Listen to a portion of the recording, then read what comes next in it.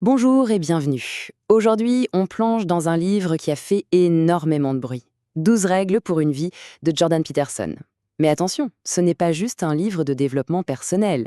C'est bien plus que ça. C'est une exploration assez profonde sur comment trouver du sens quand la vie devient, compliquée. Alors on va décortiquer ça ensemble et voir comment on peut mettre un peu d'ordre dans notre propre chaos. On va commencer direct avec une question qui peut paraître un peu brutale, c'est vrai. La vie est-elle souffrance? Pour Peterson, la réponse est un grand oui. Et attention, ce n'est pas du pessimisme, loin de là, c'est juste du réalisme. Le simple fait d'être en vie, ça nous expose à des épreuves. Ce livre, c'est donc un peu une boîte à outils pour apprendre à naviguer dans cette réalité. Et pour s'y retrouver, il faut d'abord comprendre la carte du monde selon Peterson. Il la divise en deux grands territoires. D'un côté, il y a l'ordre, ça c'est notre zone de confort, c'est ce qu'on connaît, la sécurité, la structure. Et de l'autre, il y a le chaos. L'inconnu, le danger, oui, mais aussi là où se trouve tout le potentiel de changement et de nouveauté. En fait, toute notre existence, c'est une sorte de danse, un va-et-vient constant entre ces deux pôles. Alors comment on fait pour trouver son équilibre dans cette danse? Eh bien c'est là que les fameuses règles entrent en jeu. L'idée peut sembler un peu bizarre. Comment est-ce que des règles pourraient nous rendre plus libres? Imaginez un fleuve. Les règles, ce sont les rives. Elles canalisent l'énergie, elles lui donnent une direction et l'empêchent de se perdre. Sans un minimum de structure, on devient juste l'esclave de ses propres impulsions. Voilà l'idée centrale, vraiment. L'antidote au chaos, ce n'est pas une formule magique qui tombe du ciel, non. C'est un engagement personnel. C'est un peu l'art de voir le désordre de sa propre vie, non pas comme une sorte de fatalité, mais plutôt comme de l'argile à modeler. Il s'agit de reprendre le contrôle, d'arrêter de blâmer le monde entier et de se mettre à construire activement une vie qui a du sens.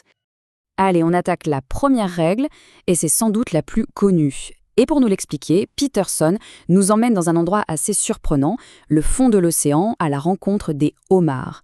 Oui, oui, vous avez bien entendu, des homards. Et vous allez voir que leur comportement nous en dit long sur nos propres hiérarchies sociales, qui sont en fait vieilles de millions d'années.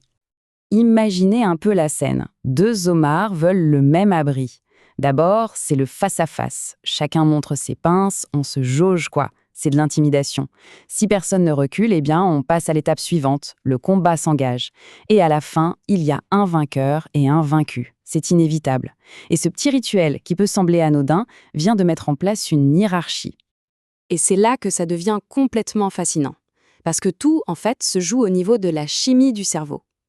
Le vainqueur, il reçoit un shoot de sérotonine. Du coup, il se sent bien, il se redresse, il bombe le torse. Le vaincu, lui, a beaucoup moins de sérotonine et il adopte une posture de soumis. Et le truc qui est dingue, c'est que ce mécanisme est quasi identique chez nous les êtres humains. Et là, on tombe dans ce qu'on appelle un cercle vertueux. Juste le fait de se tenir droit, les épaules bien en arrière, ça envoie un signal direct au cerveau qui dit « Hey, tout va bien ici !» Le niveau de sérotonine grimpe, on se sent plus confiant. Et ce qui est fou, c'est que les autres le sentent. Ils nous traitent avec plus de respect, ce qui vient nourrir notre confiance et renforcer encore notre posture. C'est une boucle de rétroaction hyper puissante. Bon, après la posture du corps, on passe à la posture de l'esprit, on va dire, avec une autre règle devenue culte, la 6e. L'idée est aussi simple à dire qu'elle est difficile à faire. Avant de vouloir changer le monde, commence par ranger ta propre chambre. Et cette citation, elle est redoutable parce qu'elle nous tend un miroir. Elle nous rappelle à quel point c'est facile de pointer du doigt les grands problèmes du monde, la politique, l'économie, tout ça, pour ne pas avoir à regarder le bazar dans notre propre vie. Ce que Peterson propose au fond, c'est une sacrée leçon d'humilité. Si on n'arrive même pas à gérer notre propre existence, avec quelle crédibilité peut-on prétendre savoir comment le monde entier devrait fonctionner? Ok, le principe est super clair. Mais en pratique, on commence par où pour ce grand ménage? C'est la question à 1 million, parce que sans action concrète, ça reste juste une belle phrase. Eh bien, le point de départ est presque d'une simplicité désarmante. Arrêter de faire les choses qu'on sait, tout au fond de soi, ne pas être bonnes pour nous. Arrêter de dire des choses qui nous font nous sentir faibles ou malhonnêtes. C'est comme faire un petit audit de soi-même, se poser les bonnes questions. Est-ce que je prends mes responsabilités? Est-ce que je saisis les opportunités qui passent? C'est par ces petites choses-là que le vrai changement commence. Mais au final, tout ça, ça sert à quoi? Se tenir droit, ranger sa chambre. Pourquoi on fait ça? Il ne s'agit pas juste d'être plus performant. Le but ultime, le vrai trésor, c'est la quête de sens. Et c'est là qu'intervient la règle 7, qui nous place devant un choix. Mais un choix crucial. Choisir ce qui a du sens plutôt que ce qui est juste facile ou opportune. C'est ce qu'on appelle le principe de la gratification différée. C'est cette capacité, finalement très humaine, de dire non à un plaisir facile et immédiat, ça c'est l'opportunité, pour un bien-être plus grand, plus profond, plus tard, ça c'est le sens. C'est ce sacrifice volontaire qui donne un but à nos efforts et qui rend la souffrance de la vie non seulement tolérable, mais parfois même pleine de signification. Et tout ça, c'est résumé de façon magistrale par cette phrase de Nietzsche que Peterson adore citer.